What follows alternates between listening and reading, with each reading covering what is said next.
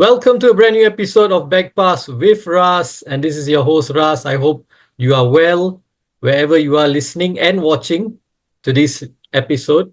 And on this episode, we've got someone who was a former Australian international. He played in England for Stoke City and in Portugal for Estoril. He played in Singapore as well for Home United and Clementi, Khalsa, and a whole host of Australian clubs. It's none other than Mr. Ernie Tapai. How are you doing, Ernie? Very well, thanks, Russ. Thank you for having me. Yeah, Ernie, first of all, let's share what have you been up to since you retired from football? Well, it's been a long time since I retired from football, some 25 years or so. I initially I did all my coaching badges and did some coaching and whatnot. And at the same time, I started a business.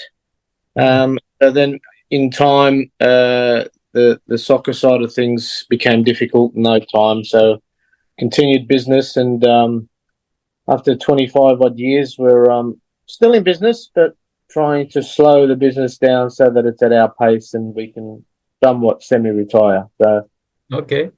What business is it? we sell predominantly to trade, but we distribute appliances, tapware, everything for domestic use, kitchens, bathrooms, toilets, that sort of stuff. So we deal with contractors, builders, wholesalers, retailers. So it's been a long haul. It's been a good business, but in Australia, that sort of thing is the economy now is dying, and the building trade, everybody's going bankrupt. So we've sort of had to be cautious in the last couple of years, and we just stepped back a bit, and it's now time to just slow down a little bit. We just had 3 months away overseas. We did the European trip that we've been longing for many years. So and on the grandkids and the kids, and we're just doing things at our pace now. Yeah, all right. So just consolidating everything, I guess, at this moment of time. It is. It's time to too many friends around us have not made it through, and it's been a timely reminder that we need to enjoy our time as much as we'd work as well. So and that we're doing now. All right. Okay. So let's talk about football now. Your time in the Australian national team. Do you remember when you got your first international cap? I actually first made the Australian squad in 1986 as a 19-year-old. But in those days, Australia struggled to get games against a opposition. So we played the likes of Dinamo Zagreb or Hajduk Split, or the Chinese B team, or things like that. So whilst those were caps, they're not considered full caps. So people of my year up, for example, I think I've got 54 caps to Australia, but I've only got 37 full caps. Yeah. International. So, and in those days, there was less of a budget. We played less games, of course, and we weren't part of Asia.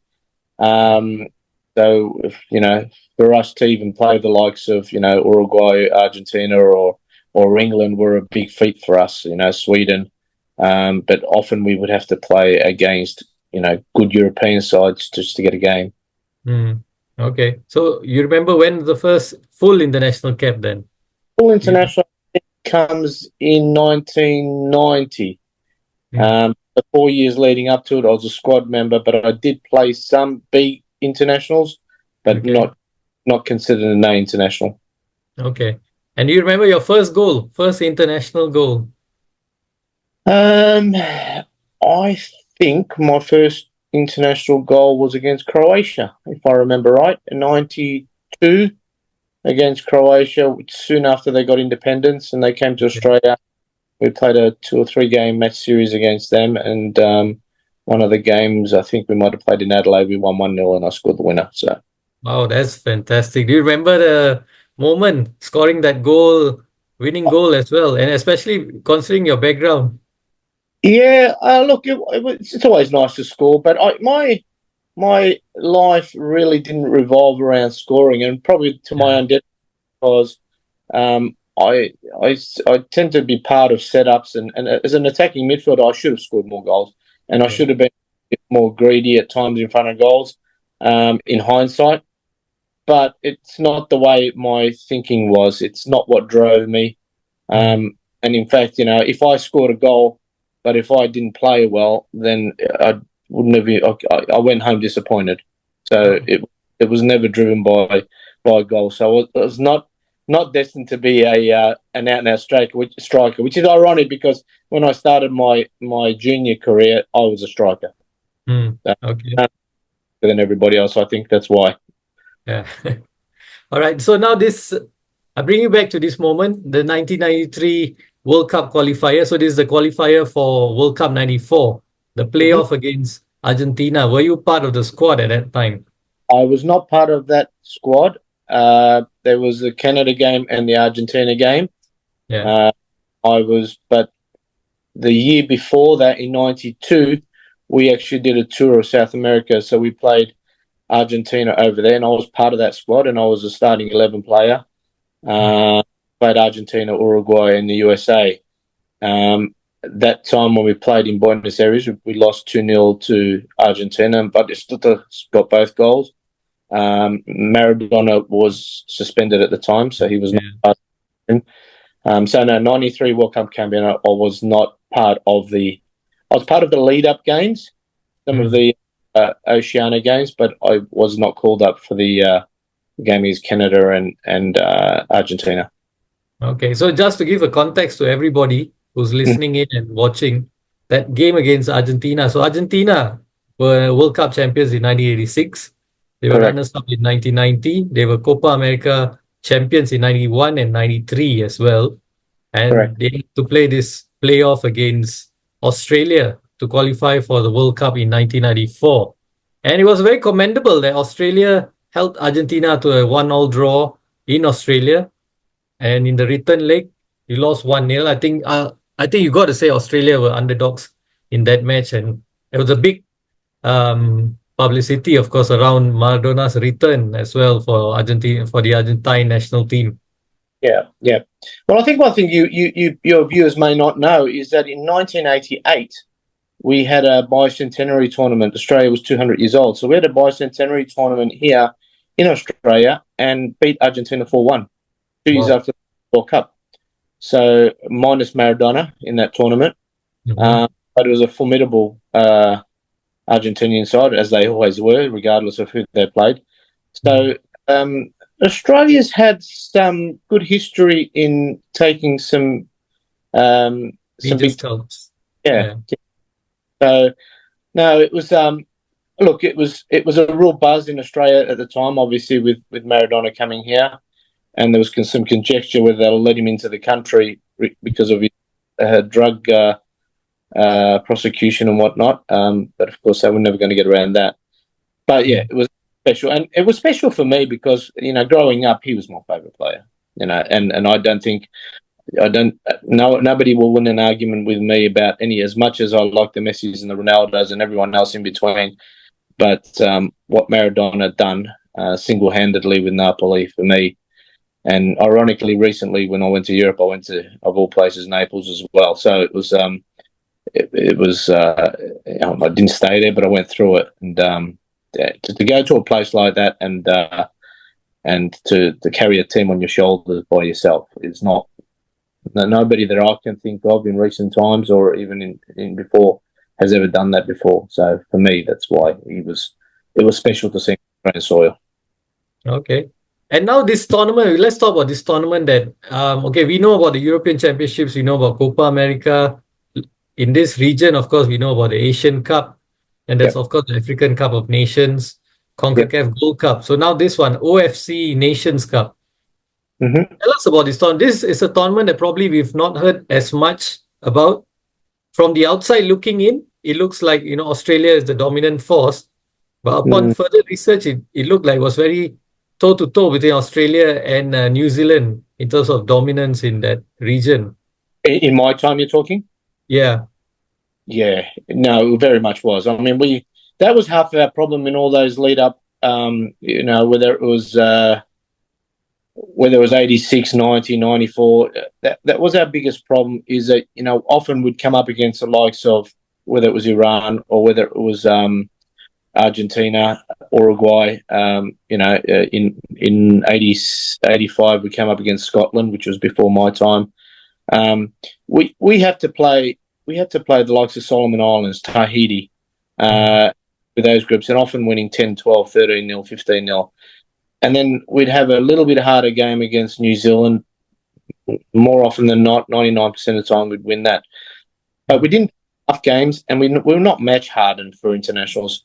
And then you got Argentina, who comes out of their group, who are third or fourth in their group, whatever they are. They've played, 20 games plus, and they've played battle-hardened games, not a kick in the park like we did against the likes of Solomon Islands. So that was half our problem. So I think that it was a welcome relief for Australians when Australia joined Asia.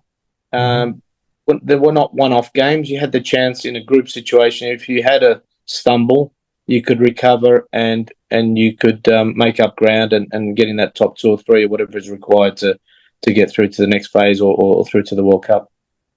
Yeah. And you won the OFC Cup as well in 1996. Correct. Yeah. Would you reckon that was the proudest moment as an Australian international? Well, anytime you look, it's always nice to win, but when anytime you put on the green and gold Guernsey for us and sing the national anthem is a proud moment. It doesn't matter where you are, who you're playing against, and yes, I know it's always special. Okay, so let's get to 1997 now, the Confederations Cup. So the result of winning the OFC Cup in 1996 was that you qualified to play in the Confederations Cup, which was known as the King Fahd Cup. Correct. In those days, played in Saudi Arabia. Tell me about your experience in that tournament. Well, it's ironic because that was 98, so it was only a few months before the World Cup. It was in 97, in December of 97. What I'm trying to, you're right, actually. What I'm trying to say, it was in November 97 that we played off against Iran, so that was a huge disappointment. And then to go to the Federations Cup, we were on a little bit of a low, but it was exciting. We went to Riyadh, Saudi Arabia. We stayed in the same hotel as all the other teams, including the Brazilians. And that was the started Brazilian lineup with the likes of Roberto Carlos and Dinelson, Ronaldo and Romario. Yeah.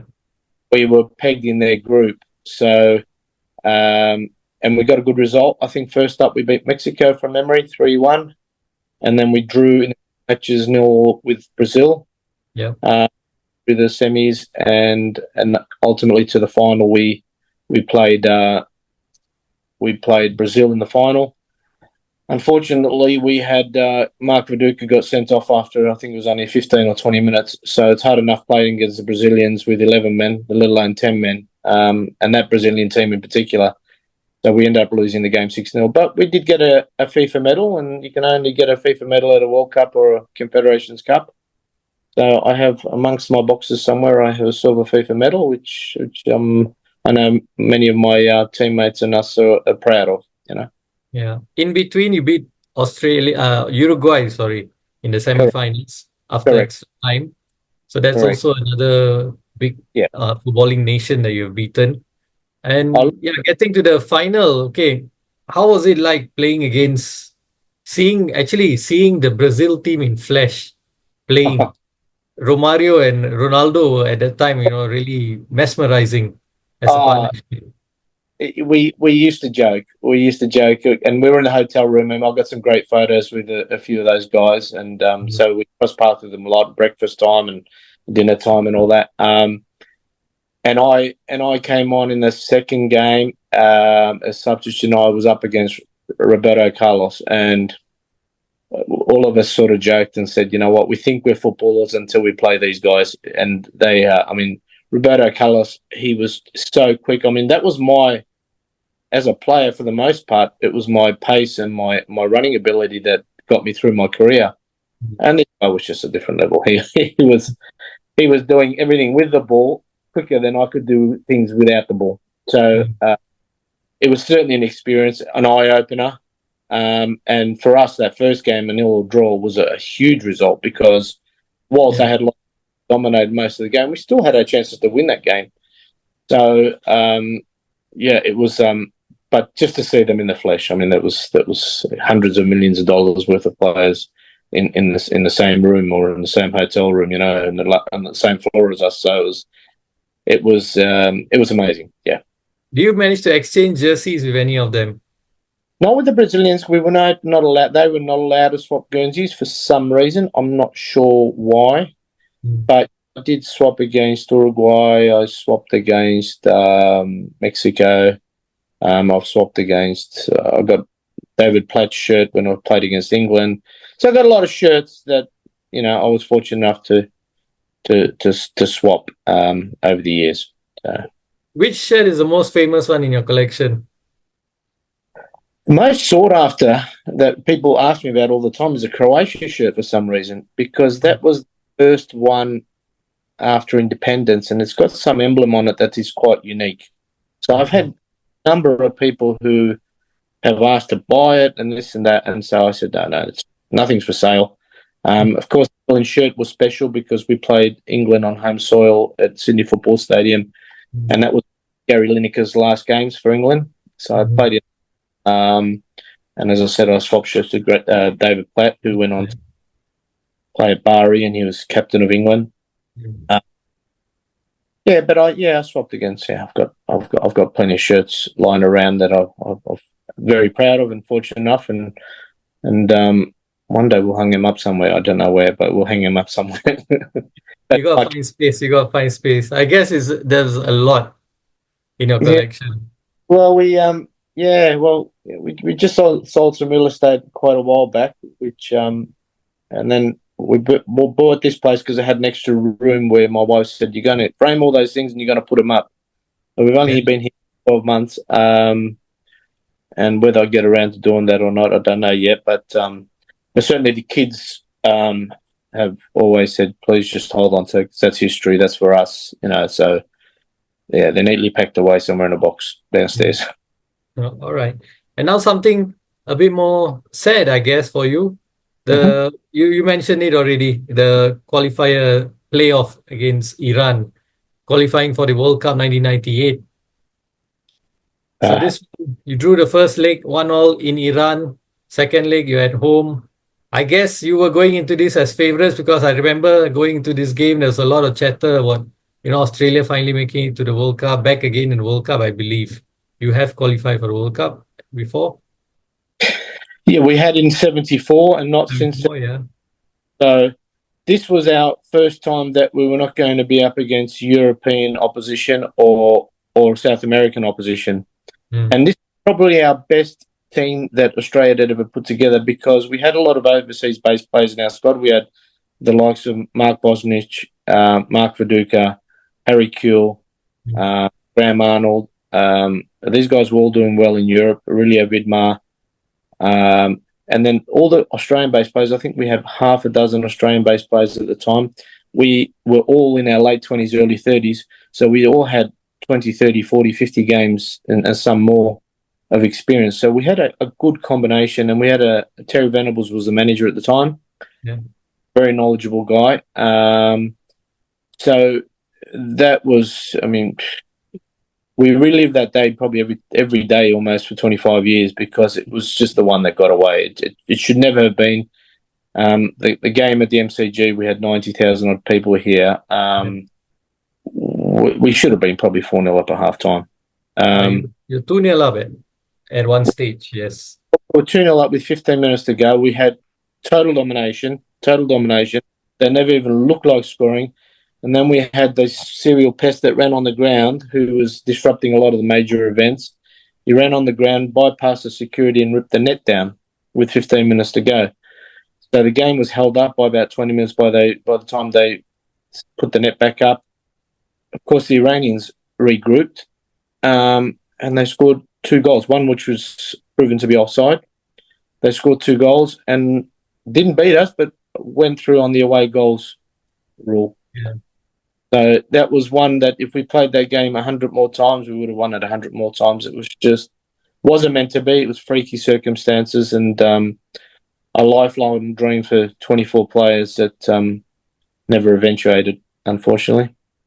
And how was it after that defeat? Oh, All of you dejected, for sure. it was. I think it was worse than being at a funeral. It Mhm. was. There was a lot of tears. I think we all stayed in the dressing room just for probably an hour and a half, 2 hours after the crowd left, and we all just sat there and all Terry Venables could do is shake his head and said, "You say that you guys didn't deserve this. You deserve much better," and we did. And when you look at that game over and over and again, and you could, yeah, it was all one sided. It should not even have been close. It should have been over at half time and done and dusted. And even with 15 minutes to go, we as Australia forever, even when we didn't have the cattle, as I'll put it, for many years in the 80s and 90s, we didn't have the experience. The one thing we were good at is we would defend well, and Yeah. we would often go to play good countries and concede one goal or concede no goals, be outplayed. But that was one thing we were known for. So to concede 2 goals in 15 minutes was just something that Australia's never Unheard been. of. Yeah, yeah. Yeah. But All it right. wasn't. It wasn't meant to be. How was Terry Venables like as a manager? Oh, fantastic, fantastic. He had a real persona about him. I remember when he first came into camp. Of course, he may have known a few of the Australian-based players, and the European-based players. He had a camp in Europe for 20 odd players, and then he came to Australia and had a camp here for 20 odd players, 24 players. I think it was 48 players in total. And when he walked into the hotel in Australia, he had learnt everybody's name. So he would have met anybody. And I heard this story even when he went to Barcelona, that he learnt the language before he learnt Catalan before he did the press conference. He's big on those sorts of things. So he knew every player inside out without ever meeting them, knew their names, date of birth, what they do, where they play. So he's a man of stature. And unfortunately, I think it was last year he passed away. Yeah. But as a manager, like the best player manager that I've ever had, he just knew how to deal with the press, knew how to deal with people, wasn't overbearing. I remember at Confederations Cup, because his speeches at halftime were often not very long, and I thought, I had coaches who could talk underwater at halftime, and I went up to him and I said to him, I was injured in one of the games, and I said to him, Gaff, I said, I've noticed you don't talk very long. He said, because it's been proven that the first 3 minutes that anyone speaks is when people listen. After that, they start thinking about other things. So I have to, whatever I'm going to say to you, I have to confine it to 3 minutes. So he had everything, all those little things he had down pat to perfection. And that's why he had so much success in his lifetime. There's no doubt. All right. In Terry if according to Terry Venables, then we should have already ended this podcast by now. Then.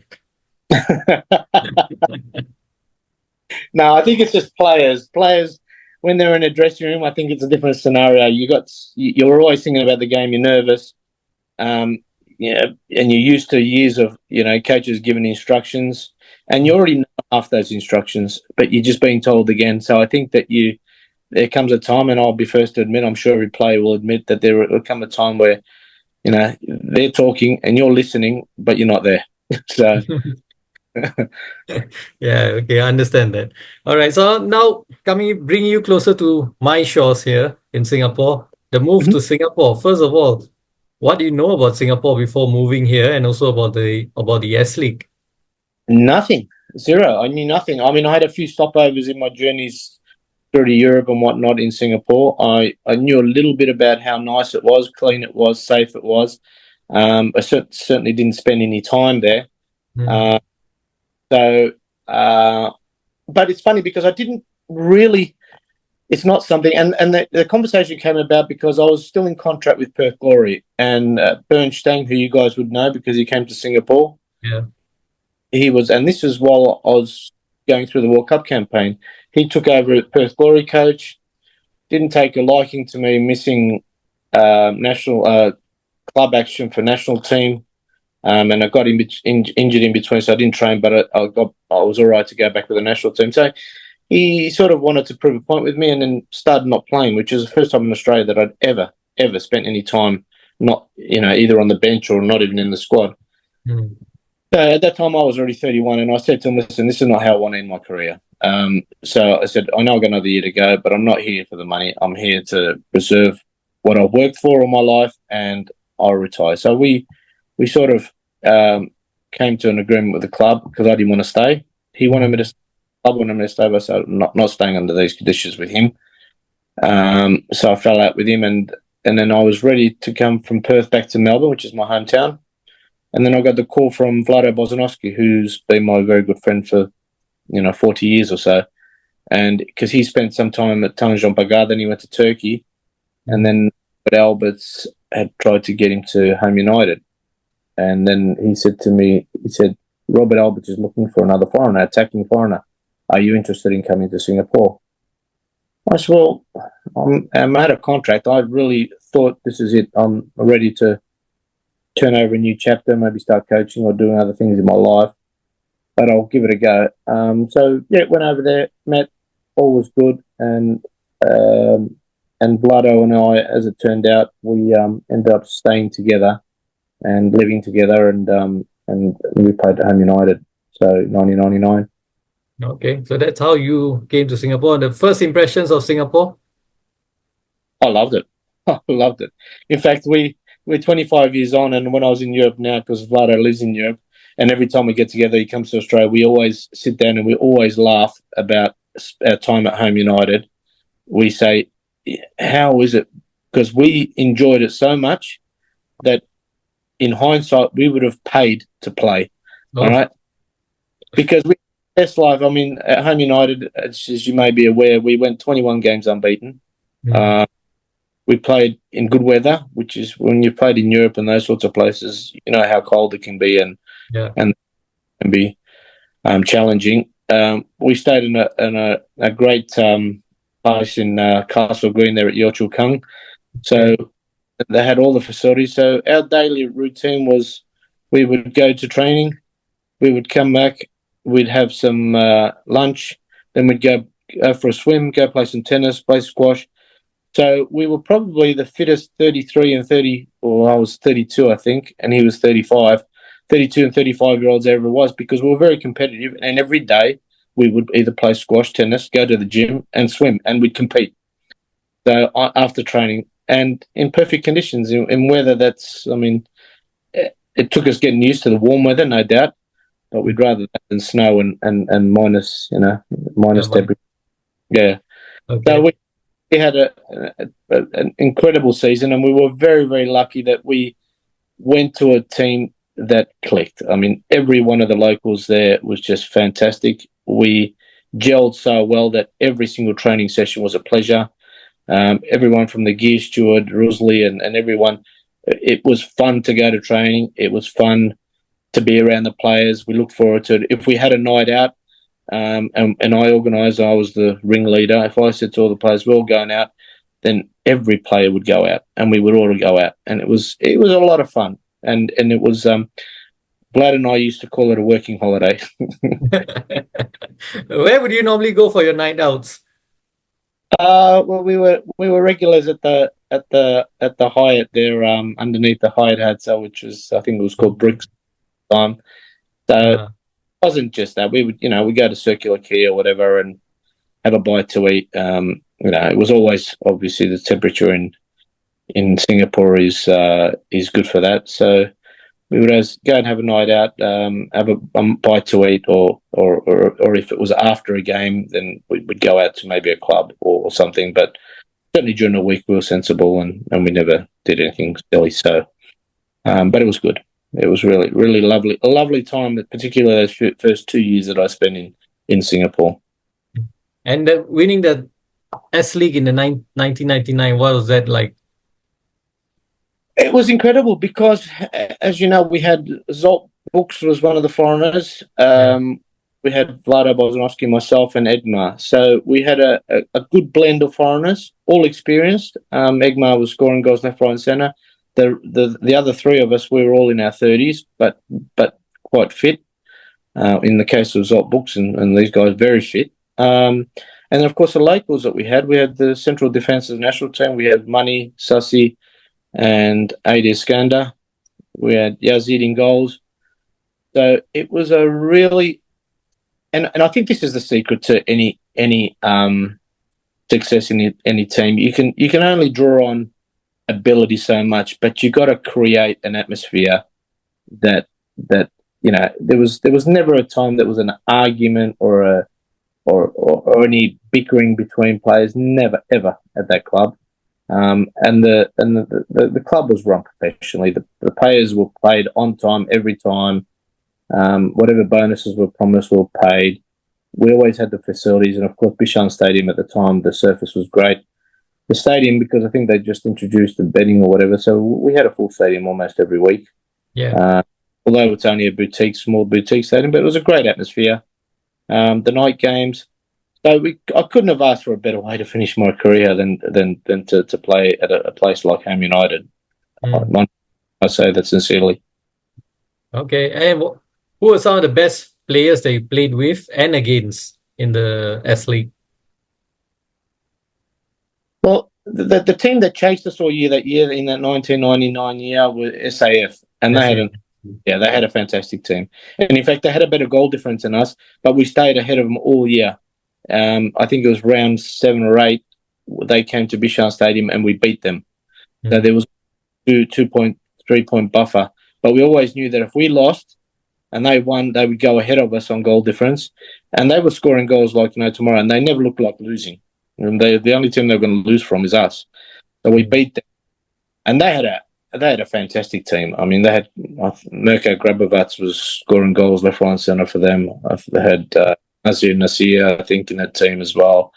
They had Ahmed Latif, I think. So they had some very, very good players, and they were a good unit and a good team who we knew they were going to challenge us. But I think we had a good blend of players that we thought we were always confident that we would have one ahead of them. But because we had a lesser goal difference than they did all year, they were always on our tails, and we knew that we cannot slip up. And to go 21 games unbeaten is in any competition is unheard of almost. So, and the only game was once we won the championship, we won the S League, and there was the last game, and it didn't matter because we were 5 points clear, and then we lost to Tanchon Pagar. So there was a lot of good players in that team, and of course in our team we had a lot of respect for all the locals there. I couldn't look at one position that I'd think, he wasn't up for it. Great guys. I mentioned the 3 central defenders. We had Gusta Riche in midfield, and we had Vlado and Zolt. But it was ironic because we probably scored less goals than SAF because I came here. I think Robert Albers wanted me to play as a striker, as a second striker. And then whilst I had filled that role a couple of times, and in my debut, I think I scored 2 goals against Woodlands from memory. But I'd never played with my back to the goal. So I sat him down after game 2 or 3 and I said, listen, this is not really my role. I like facing the goal. Facing the goal.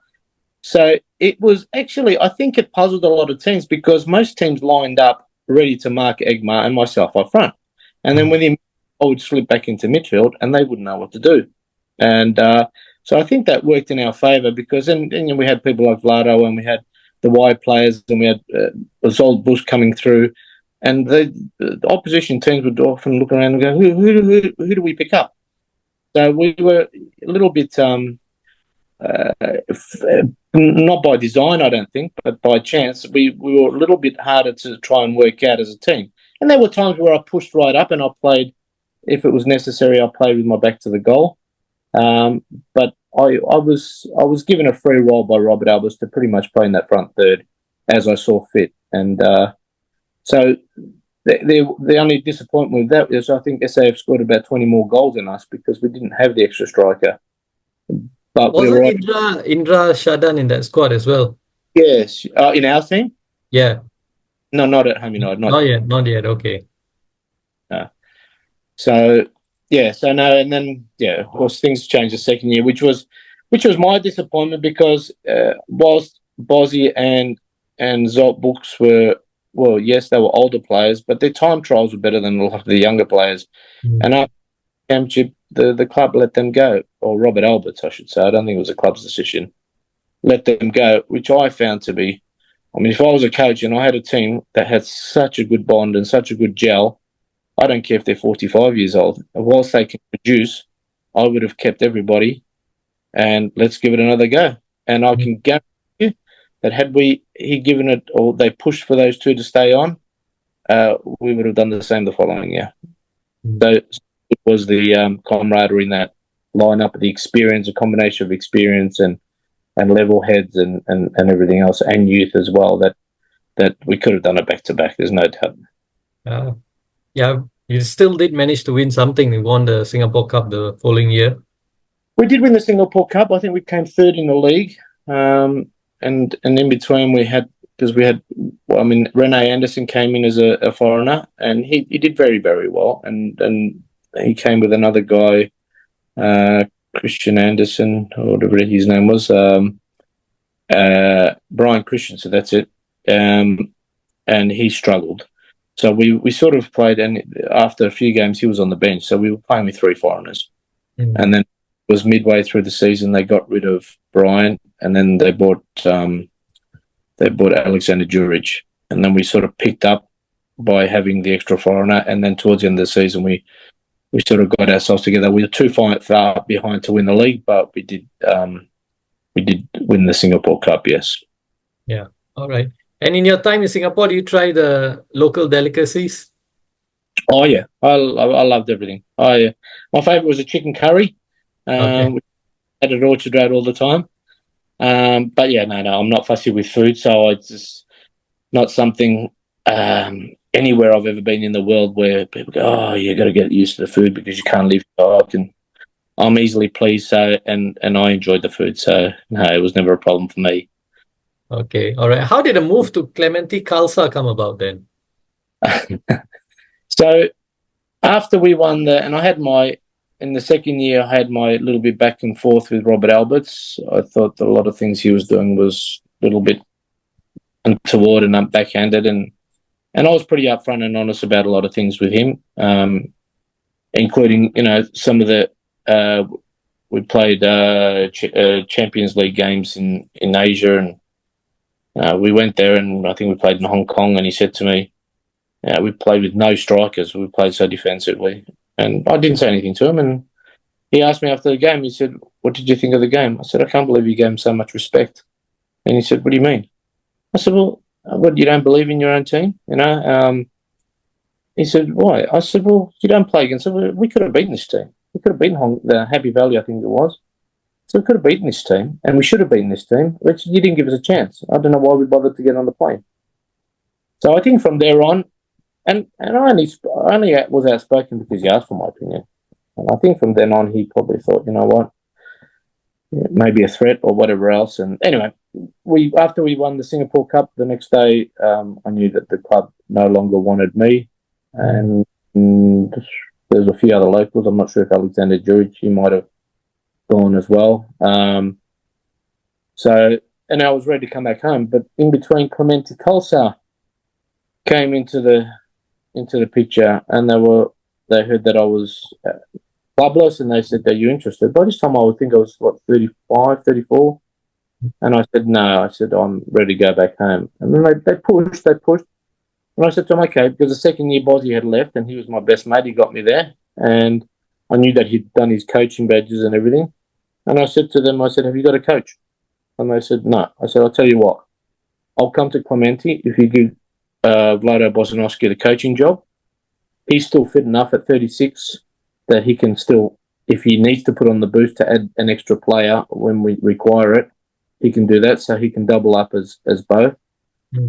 So they interviewed him, and of course he's a classy man, Vlad, and he got the job, but it was under very difficult circumstances. It was Clementi, and all due respect to Clementi, I'm sure they were a new club and everything, but it was nowhere near the same as Home United. I mean, I was captain of the team, and after the first month, I had players coming to me and saying, "Ernie, we haven't been paid, this month our salary," and I had to do the dirty work and go and see the authorities in there and say, what, you can't do this. Oh, it'll be next week. I said, can't be next week because the game's not next week. The game's this week, and if the players are weak, what are you going to say? So we didn't start off well there, and of course I was outspoken with Balbir, who was one of the things. Look, it's not that I was outspoken. I said it as it is, and sometimes people don't like to hear what they don't want to hear. Mm. Struggled, and it was not a good surface, and the team did reasonably well with what we had. We didn't have the players. The conditions were not there. The support in the back room was not the same. So it was difficult. But I also acknowledge that Clementi was a relatively new club, so I can't be overly critical. Okay. And then to sum up your experience in Singapore, what would you say? How would you sum it up? Loved it. Loved every minute. Loved the weather. It gave me 3 years extra lifeline, which I didn't think I had in me, all-wise. I made some wonderful friends. In fact, just recently when on the way back from Europe, I stopped over and I'm very good friends with Eric Francis. And then he organised and we went out to dinner and there was money out for dinner and Ada Skander and Asmi and there was Rosalie. So there was a few of the guys that he didn't tell me about. He surprised the phone numbers he had. So we got together and it was, we were together for 4 or 5 hours and it felt like it was 15 minutes. It was just wonderful. And That's lovely. yeah. And so I've got a really good relationship and in particular, Eric, we have a lot to do with Eric. He comes to Australia now. His kids are studying in Australia, and we go on holidays together. And so there are friendships formed, even with Sasi Kuma, who's doing a lot of travelling. So I don't see him when I go to Singapore that much. But football is unique in that you can form lifelong friendships, and you cannot see somebody for 20 years. Doesn't matter which club you're at, and when you're in the same room, it's just like you were together yesterday. So sport has that effect on people, which is wonderful. Yeah. And your move to England, you had a spell in England with Stoke City, but the Stoke City that you played for wasn't the one that we came to know in the Northeast, I would say, when they were promoted to the Premier League. So No. that stint there, was it I understand it wasn't very pleasant stint for you.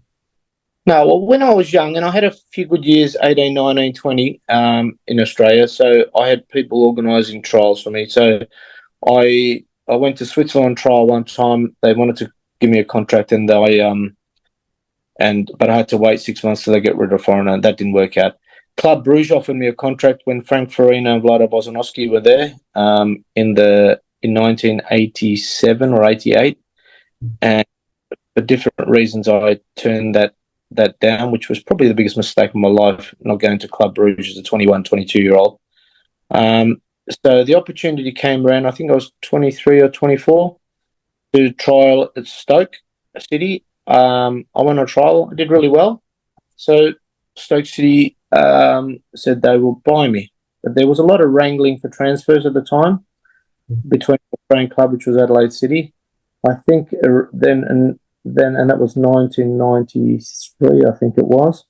They eventually came to an agreement to pay 200 and something thousand Australian dollars for my transfer. So by the time I got to England, after all that wrangling between the two clubs, the season had already started. So I didn't do pre-season with the team. I signed a 2-year contract, and then I couldn't get a work permit. So because the PFA argued that playing 15 times at the time, that's how many times I played for Australia. Playing 15 times for Australia is not like playing 15 times for Italy. So basically, they didn't want me taking the spot of local players. So there was lawyers involved. So I think by the time I got my work permit, it was already January. So the season was half over. The team was top of the league. So I didn't get a run. I was playing reserve grade, and I got to play in some wonderful stadiums, even in reserve grade. I got to play at Anfield and places like that. But it wasn't that. I mean, I trained with the first team every single day. I did all that. But they were in the second division, but were winning the second division easily. So that year, they got promoted into first division. but it still wasn't the Premier League. Yeah. And I went with the squad of 16 to Tanzania with Stoke City for pre-season. Lou McCurry, who was my manager at the time, said, "You will play this year. Last year you didn't do pre-season. You came in halfway through. You will play this year." But then I got the opportunity to go to Portugal, and Portugal was first division. So I thought the football would be better suited to what I like. At Stoke City, it was a little bit of kick and run. Long ball football. Yeah, and look, and I learned from that too. I never could header a ball in my life, and the one thing I'd learned to do is header a ball in England. So there was some good things that came out of it, but it wasn't the brand of football that I liked to play. So I thought going to Portugal will be a better experience. So I made a nuisance of myself because he didn't want to let me go, Lou McCurry. I had another year to run, and I made a nuisance of myself.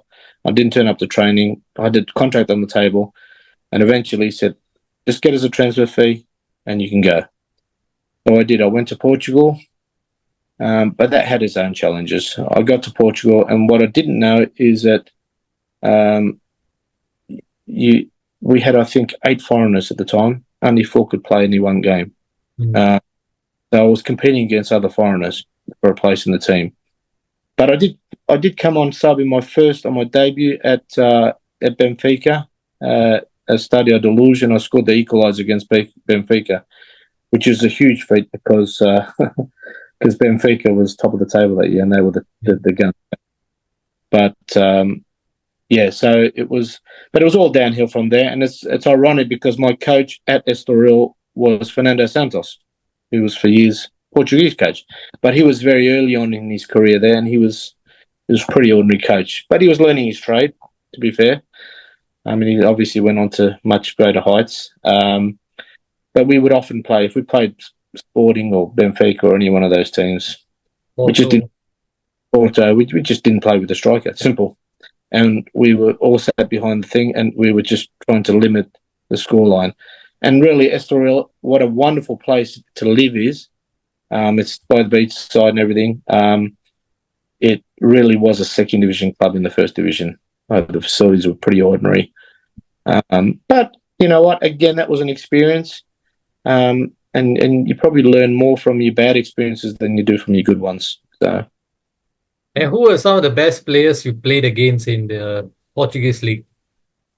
Well, in the Portuguese league, there was probably maybe not the players. João Pinto was the João Pinto, yeah. He was the top goal scorer at Benfica at the time. Luis Figo was at Sporting at the time. Carlos Manuel was in our team when I was there. He was already in his 30s, but he was an ex-Portuguese player. And then at some stage we had Tomislav Ivkovic, who came to our team. He was the goalkeeper. He was a Sporting goalkeeper for many years and had the notoriety. He was famous for saving Maradona's penalty twice. So for Yugoslavia, right? Correct. So he was So there was some names, but you know, a lot of this generation, your viewers probably wouldn't remember a lot of those names. So. Our viewers will remember these names because they will be from their 30s, in their 30s. Yeah. 40s, yeah. So don't worry about it. This is the show for that generation. That was an experience, and that was culturally as difficult as it was football-wise, because in those days nobody spoke English in Portugal.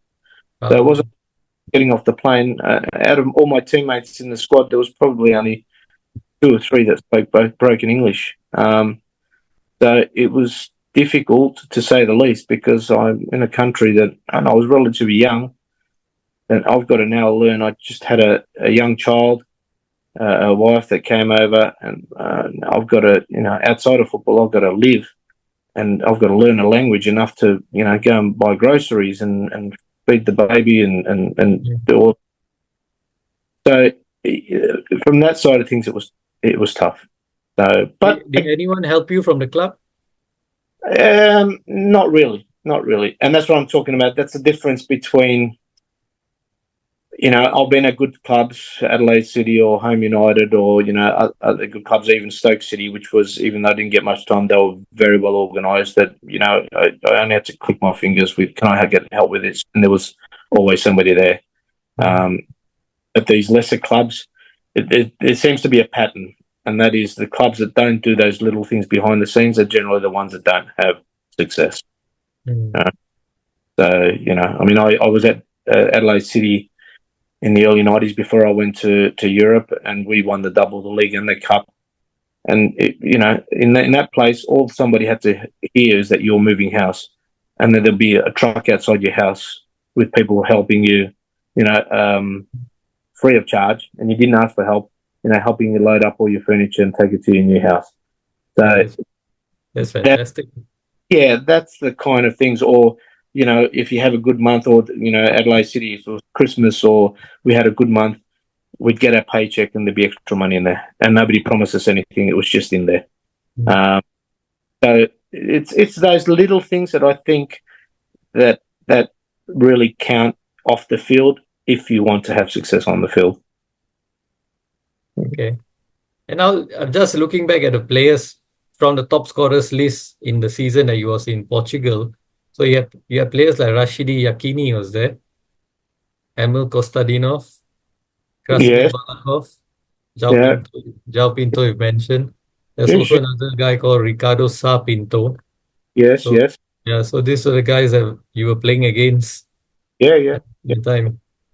Yeah. Oh, look, it was, especially when you played the big three teams, when you played Sporting, Porto, Benfica, that was, you could see the quality. These guys were playing, these teams and these players were playing in Champions League.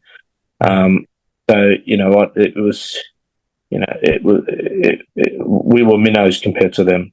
So just the stadium, the setup, the atmosphere, the crowd, the Stadio de Luz when I went there. It was funny, I'll tell you the story. Whenever we travelled, because Estoril was not far from Lisbon, all right, so whenever we travelled long distances, we had a proper coach. But when we travelled short distances, we had the old 1950s bus that had the old Estoril sign on it, all right?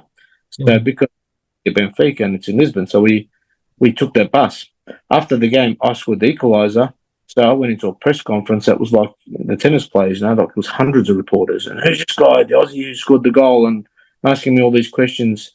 And then I get outside, and of course, like any big club, there's thousands and thousands of people with the gate, outside the gate, and security keeping me.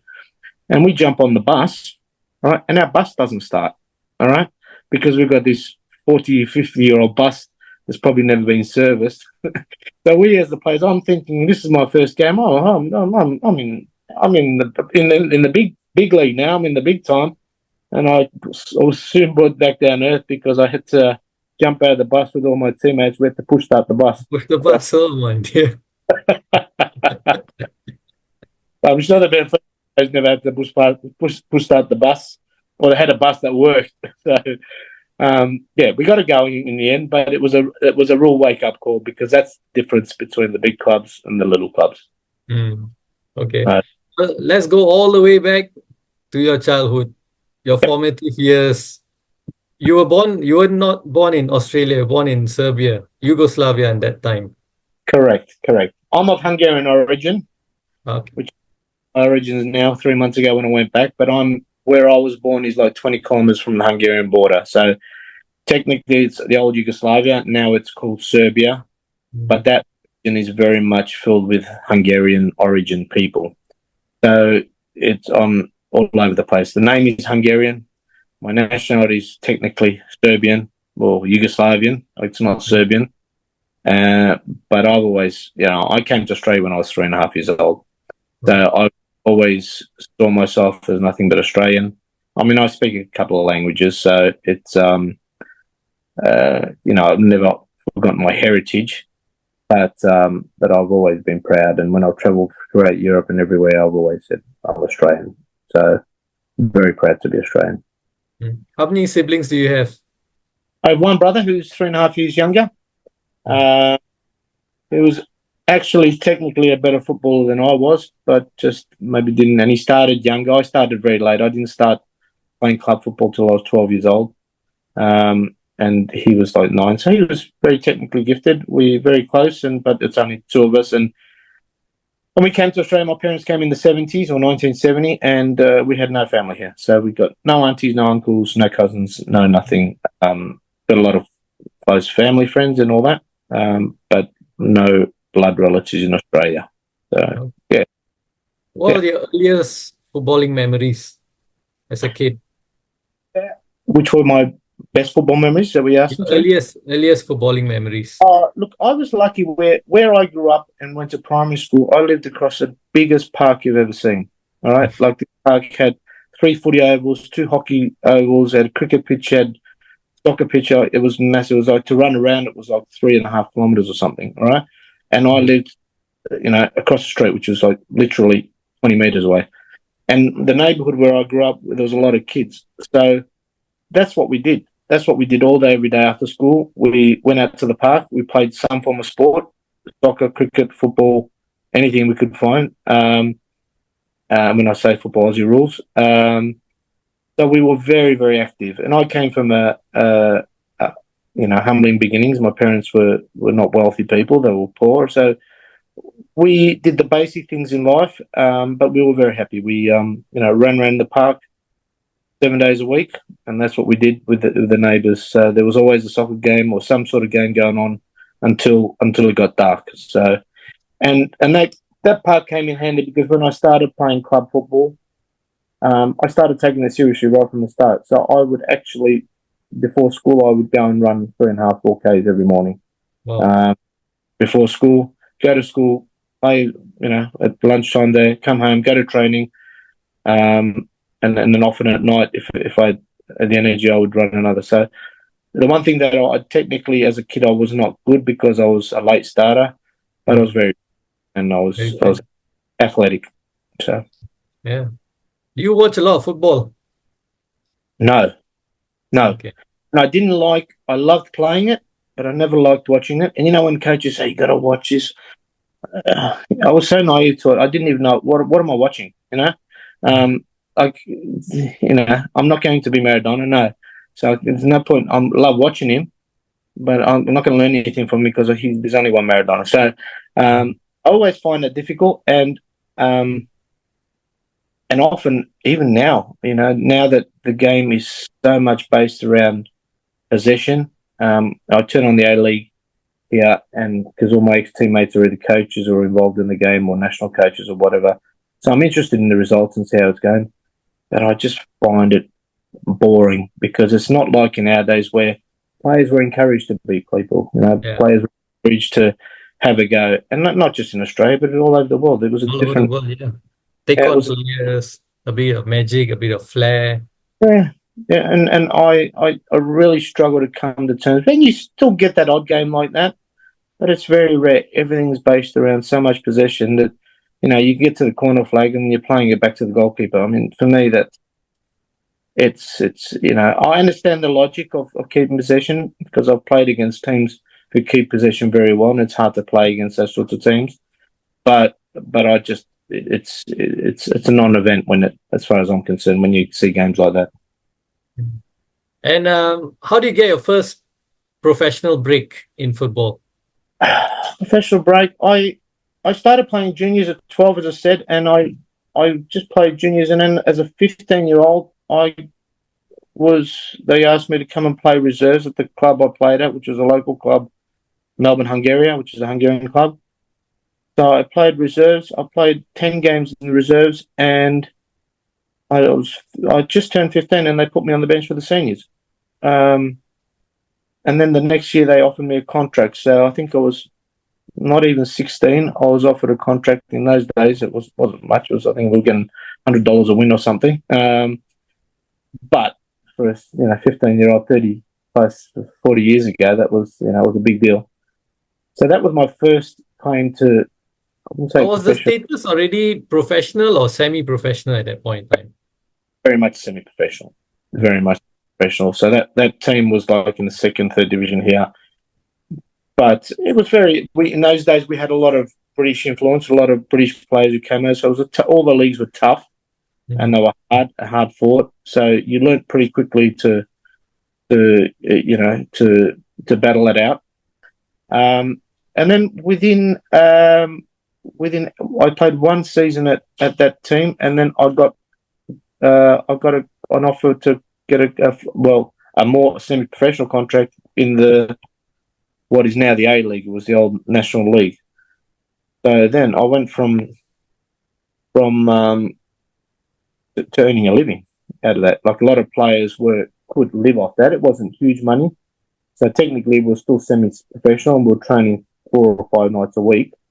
But because the trainings were at night, we could still work as well. So I would work, and then I would, so in effect, I'd get a dual income at the time. But that was now a televised league. That was all the games were televised. And then within a year and a half of playing in that league, I was called up for the national team. So it all happened so quickly, and it's not something that I planned for. It's not something, but I was always very dedicated and worked hard and listened and trained hard, and probably trained harder than anybody. But I needed to, because I was probably 2, 3, 4 years behind everybody else technically, as I said before. So it all happened very, very quickly. From 12 to 19 in 7 years, I started playing junior soccer to playing. I'm in the national team with players I used to watch 2 years ago and paid to watch it and go to the game and pay to watch and play. So it all happened very quickly. Your first club was called Footscray Just. Is that right? Correct. They were the club that got me to play semi-professional. The first year I was there, my objective was just to play as much as I could to get experience, because I had not, when I signed, I hadn't even turned 18. I was just turning 18. And that year I played every single game, which was good, but the team finished last. And there was no relegation. And then the second year, the club got international Drago Shekwaras, who was Tapai rated. He was a Yugoslav international. Tapai rated in his year as being one of the top best 10 players in the world. So he was coach, ruled it, because this guy was in his 50s at the time, but he could have still played because he was technically so. And he actually showed us how to turn in and out. He wasn't just one of those coaches who pointed. He said, I'm going to show you how to beat a player. I'm going to show you how to turn in and out. I'm going to show you how to protect the ball. So I learned a lot from him. And I had a great year that year. And that was 1986. And that was when I first got called up for the national team. And in fact, I won under 21 Player of the Year in Australia. So I was had a good season, and then that kick-started the rest of my career. Which club would you say is the closest to your heart? Australian club? Half of them don't exist anymore because they all went under, as you probably have the same sort of scenario a little bit in Singapore. But look, I had great success with Footscray Just, which are now defunct. I had 5 years there and some good memories there, and that's where I learned my trade. So that's my that Adelaide City, where I had a lot of success, and that club still exists, and they still have me involved. If they got a function or whatever, they'll still invite me. But that club produced a lot of Socceroos, so we had a lot of national team players come out of that club, a lot of success. And then, of course, as I said, Home United, was very enjoyable. So those 3 places come to mind real quick for me. Have good stints at other places and limited success and some great teammates. But often I was, probably a lot of people would say, locally at least, that I had too many clubs. But, some of the clubs, I could see the writing on the wall. They were no longer viable, so I had to make a move. And then, of course, I tried my luck, at going overseas.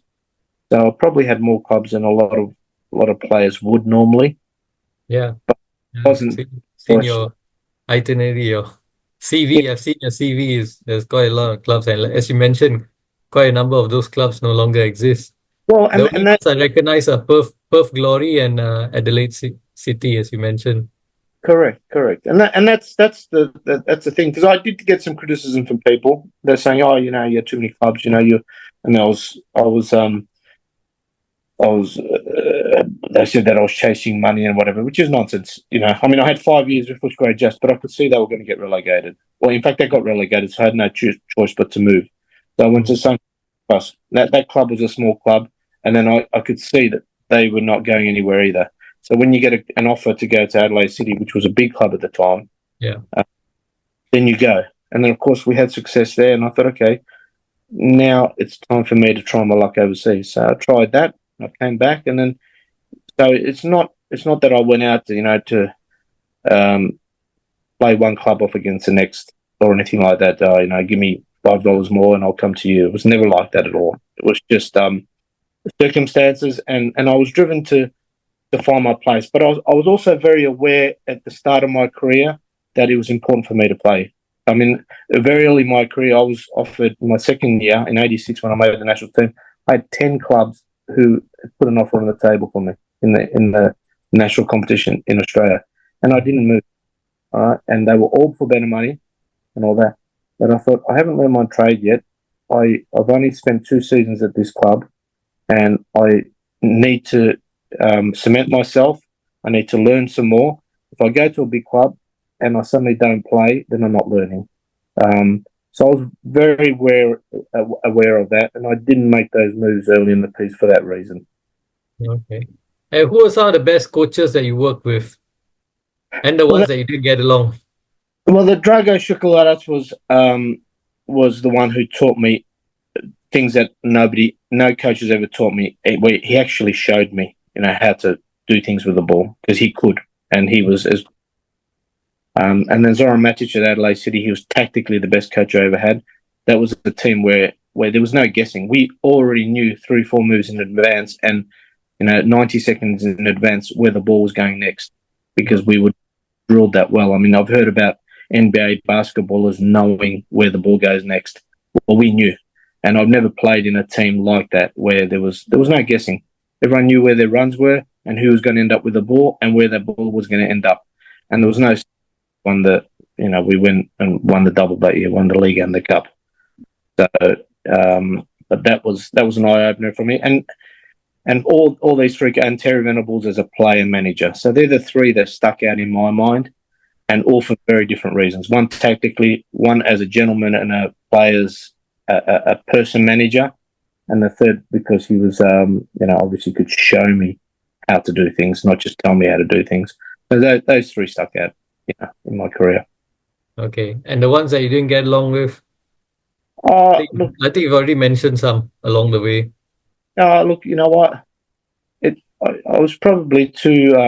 At times, I was probably too opinionated, and half of that comes from when you have early in your career or any time in your career you have good coaches, and then you come up and then you have coaches and you're shaking your head, you're going, you got no idea what you're talking about, and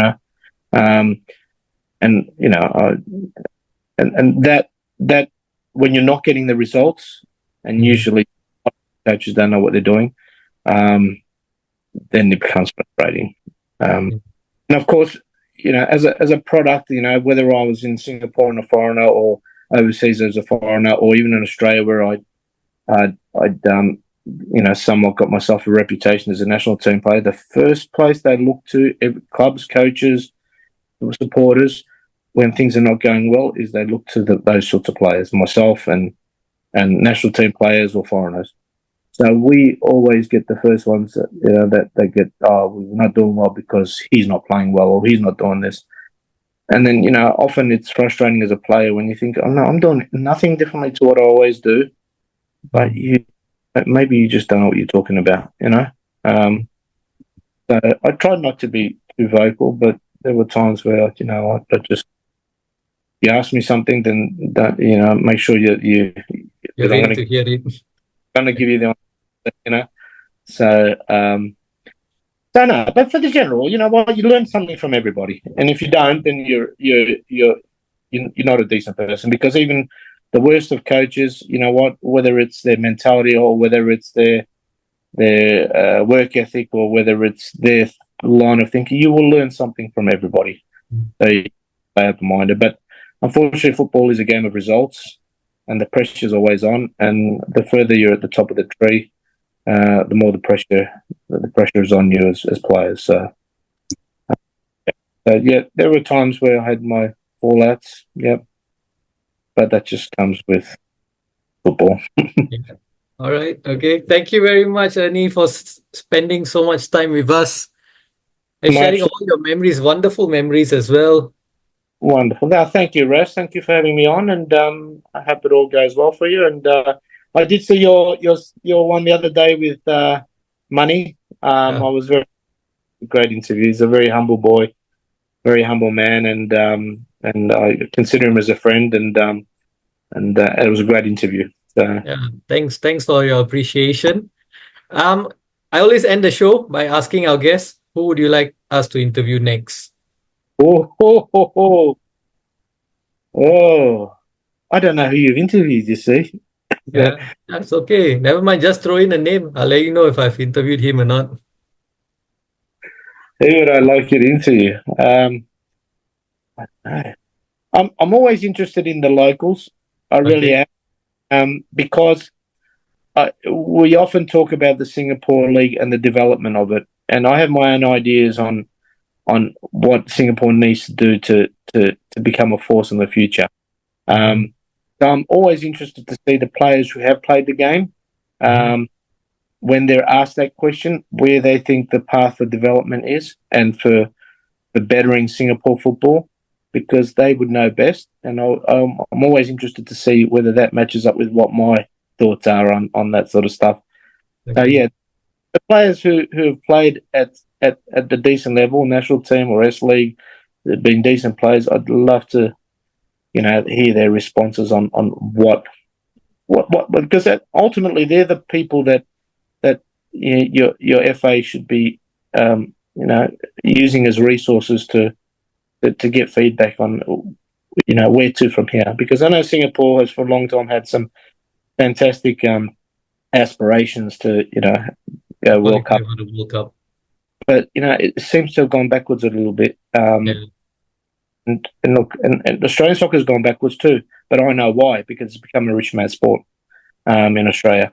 I think that Singapore has that. You guys have got an opportunity because you're on a 42 square kilometre island.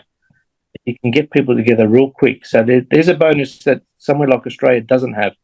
Um, but of course, there's a lot of work to go with that. So I'm interested. I'm always interested to see, because I'm always interested to see how you can develop. And I've got grandkids now who have started to play.